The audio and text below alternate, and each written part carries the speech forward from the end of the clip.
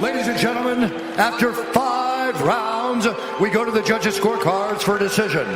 The judges score the contest 48-47, 48-47, and 49-46 for the winner by unanimous decision.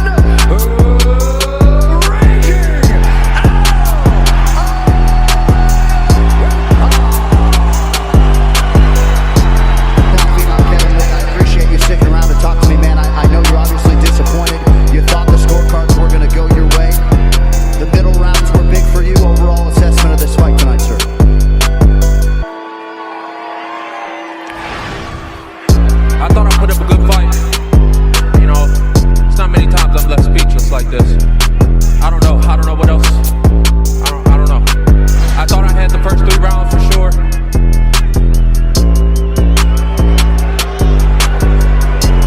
You're a class act for sticking around.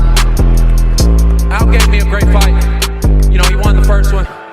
If the judges say he won this one, I can't do nothing but take my hats off to him. He showed up tonight. He put on a great fight anyway. I appreciate him. You're a true martial artist. We know your best days are ahead of you. How about it, folks? The Motown phenom, Kevin Lee.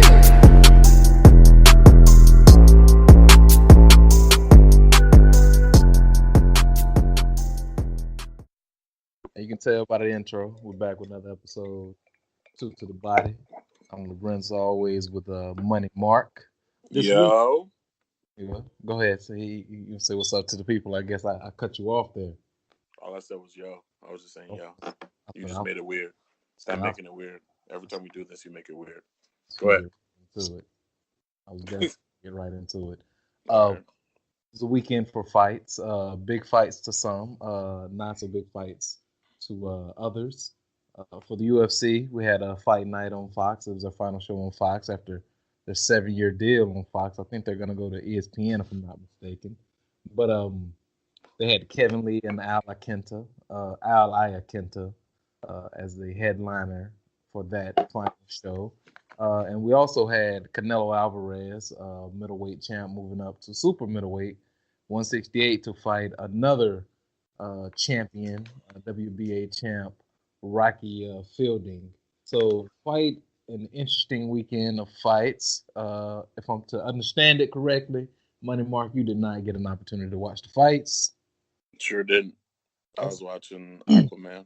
That's cool because Aquaman probably put up more of a fight than any of these other fights put in an interest. Well, I'd say the Iaquinta Kevin Lee fight was actually a pretty good fight, but it let me know something about Kevin Lee that Kevin Lee may not be ready for. Kevin Lee is a great fighter. He is really good. Huh? He's good standing up. He's good. He's really good. A really, really good all-around fighter. What he needs now, because I can see that he doesn't have the kind of octagon IQ as a lot of these other guys, he gets lost and he gets to a certain point to where he knows not what to do.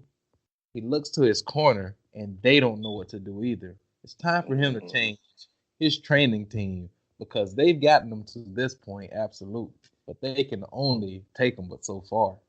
Like, he needs to change his camp. He needs to go to American Top Team somewhere to teach him about the things that he's doing wrong, man, because circling to the right and just always getting punched with circling to his left and always getting hit with a right hand just seems asinine to me. And everyone watching the fight, and including the guy fighting you, knows, okay, if he goes this way, I can use this hand the whole time. Just watching the fight was weird in that sort of a way. And then he had a moment at the end of the fight to where, you know, those fighters that pretend like they didn't know they lost the fight. Mm-hmm. He definitely had one of those moments. But humbled once again, I would say, in the octagon. But outside of the octagon, we're still going to get the same Kevin Lee. I need him to keep that same energy because I do like that energy that he brings to the UFC. You need black guys that talk shit just like you need the Conor McGregors, in my opinion. Well, okay, so I saw some of the highlights of the fight. Go ahead. He's a good fighter. No. Al Iaquinta is a decent fighter. He's a good fighter. He's the he is the wow. He is like a San Antonio Spur. Nah. I know what you're going with that analogy, but I'm not gonna give it to him. He's a Denver Nugget, if anything, or a Memphis Grizzly. I can't call him a Denver Nugget or a Memphis Grizzly because I never seen Iaquinta win the championship either. So I guess I can call him a Memphis Grizzly. I'm just saying, like, even when he walks out into the ring and when I see him do his shadow boxing, he does this one thing where he dips, he throws 3 jabs in a row, and then he throws like a right cross. And he was doing that shit in the fight, just like how he was doing it as he was training and stuff. And it just bothered me about Kevin Lee that he just could not get hit by that shit.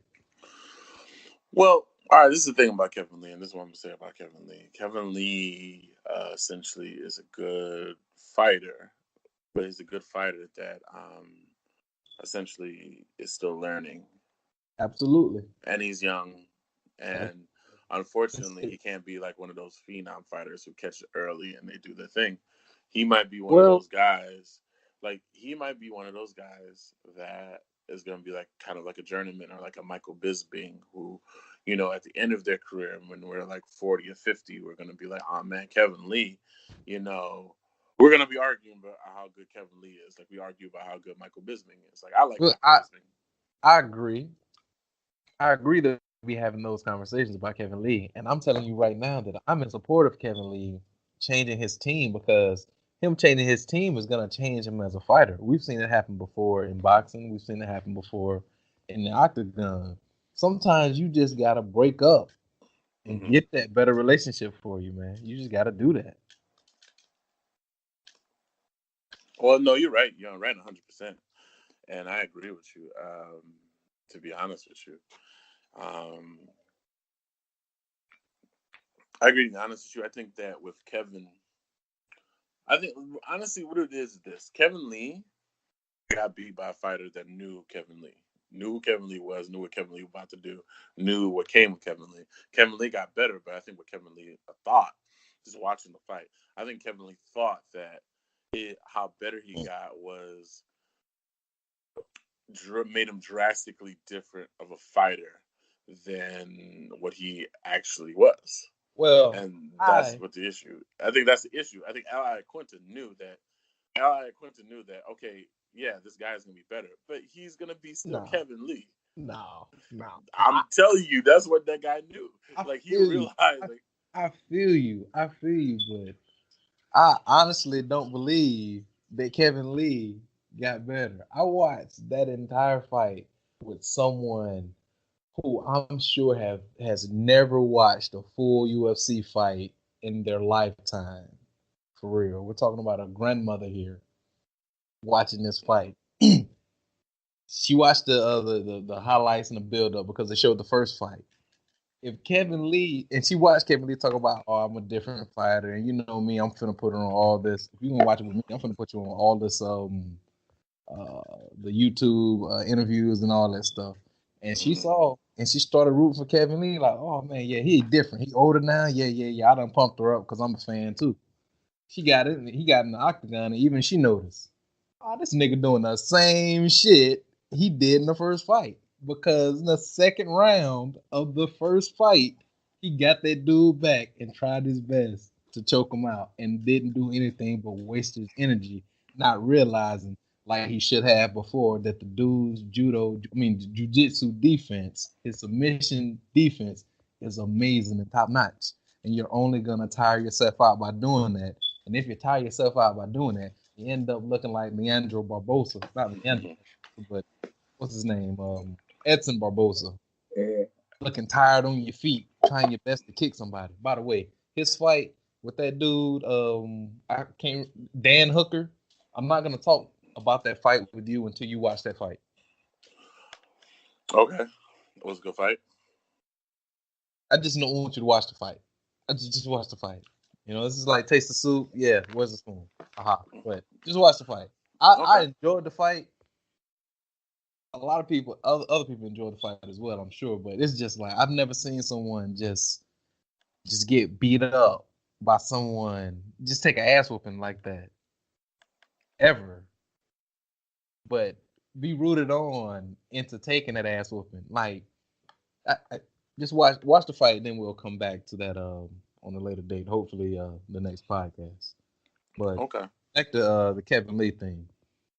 He ended up to me in that fight doing the same exact things he was doing in the first fight. The same exact things. It went the way the first fight went, except for the 2 championship rounds. And the 2 championship rounds, neither one was in his favor for real. Especially that last fight. I mean, the last one. I would give him the second and third rounds of that fight. First, fourth, and fifth round, definitely Al, straight up. Really? Yeah, straight up, bro. It's not even. It wasn't even close in my mind. Like the fact that he was looking like he had some anticipation of having his hand raised was laughable to me at the end of the fight. Mm. Like he was clearly beaten. Mm. But I say this as a Kevin Lee fan. You know what I'm saying? Hopefully Broner doesn't lose to Pacquiao, but oh man, that's gonna be a long podcast right there. well, I mean that's unfortunate. I mean, your boy. This is my thing, man. When I watched the highlights, I was like, okay. I really honestly felt that Kevin Lee essentially did get better, in my personal opinion. Just watching him from fighting. Oh, he did. Absolutely. Watching him fight Michael Chiesa, watching him fight how he did against Ferguson, how he did against I think Barboza right afterwards. You know what I'm saying? He looked very good. And yes. So from my mentality, I was like, okay, yeah, he got better. But my whole thing about it is, I just honestly think it's just some people just have your number in a sense, and it's not that he can't beat Iaquinta. I think he needs to come to the understanding that Iaquinta knows what you're gonna do. Yes. Like, some fighters just know what you're going to do. Like exactly. Jon Jones knows what Daniel Cormier is going to do. Daniel Cormier knows what Jon Jones is going to do. But in that second fight, did true or false, Jon Jones changed the way he fought in the first fight? From the first to the second fight, he changed the way he fought that man after learning. Listen, we've had this conversation in private, and this is what's wrong with that theory. The theory is, and just explain to the fans, the theory is Jon Jones changed the way he fought in order to try to knock out Daniel Cormier. In theory, that's the theory. But what you need to understand as well, I think we both need to understand as well, is that so did Daniel Cormier. In the first fight, Daniel Cormier the entire time was trying to establish his dominance on the ground. He was not trying to strike with Jon Jones because he figured that Jon Jones was a superior striker. He assumed that he was the superior grappler and he was physically more imposing than Jon Jones, so he thought that he could just get him to the ground.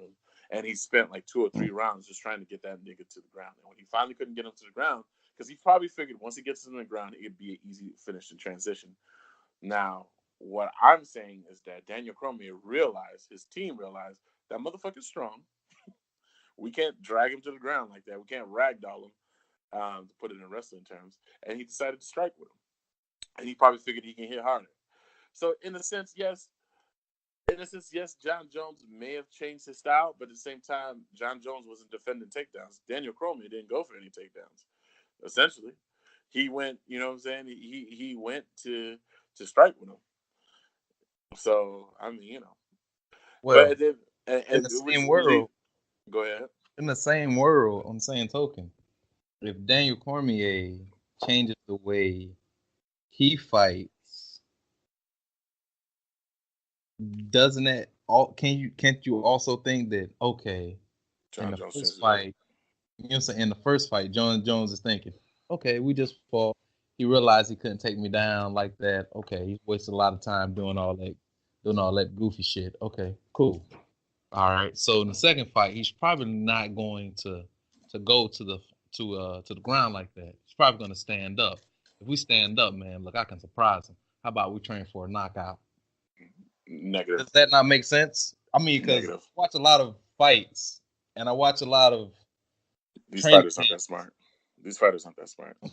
Bruh, it ain't the fighters that got to be smart. It has to be the trainers. The trainers. Thus, Kevin Lee changing his trainer. Probably. No, I agree with